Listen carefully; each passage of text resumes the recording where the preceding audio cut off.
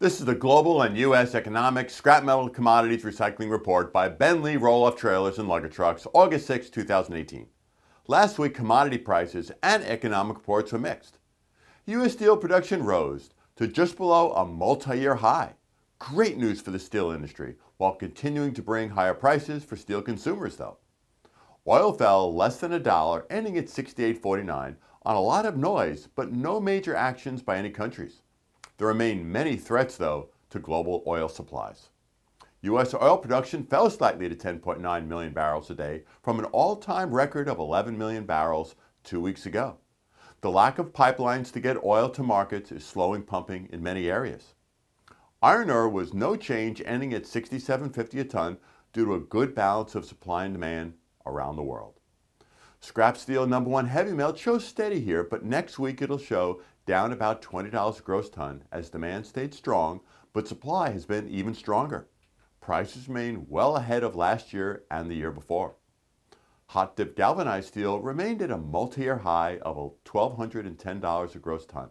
With tariffs remaining in place, they are helping prices and volumes. Copper fell 5 cents to $2.75.5, having been a lot lower during the week on tariff news and China growth concerns. Copper is down about 2.5 cents this morning to $2.73. The 5-year chart shows we remain off the June multi-year highs as we remain looking for direction for the copper market. Copper inventories fell slightly as markets remain concerned about global growth. Aluminum fell 1.6 cents to 91.6 cents, near a 4-month low on continued tariff nervousness. Good scrap flow and good demand continues, though.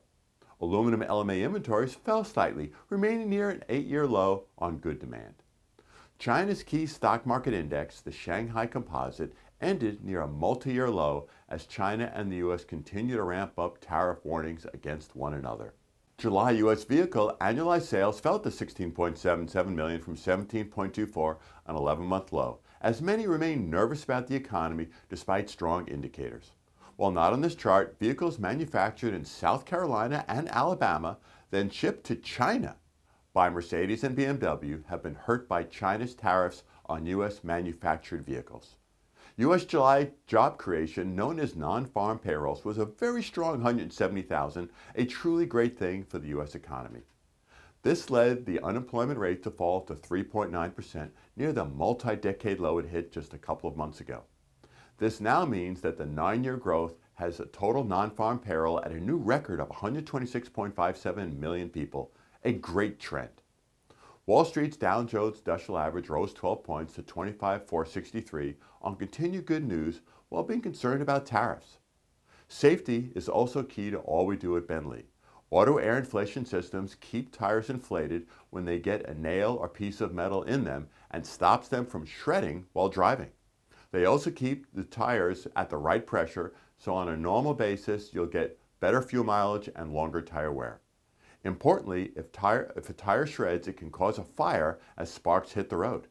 BENLEE sells auto-inflate systems to retrofit your existing open-top, van trailer, or flatbed, or even roll-off trailers. They are very cost-effective and add safety. As always, feel free to call or email me with any questions, and we hope all have a safe and profitable week.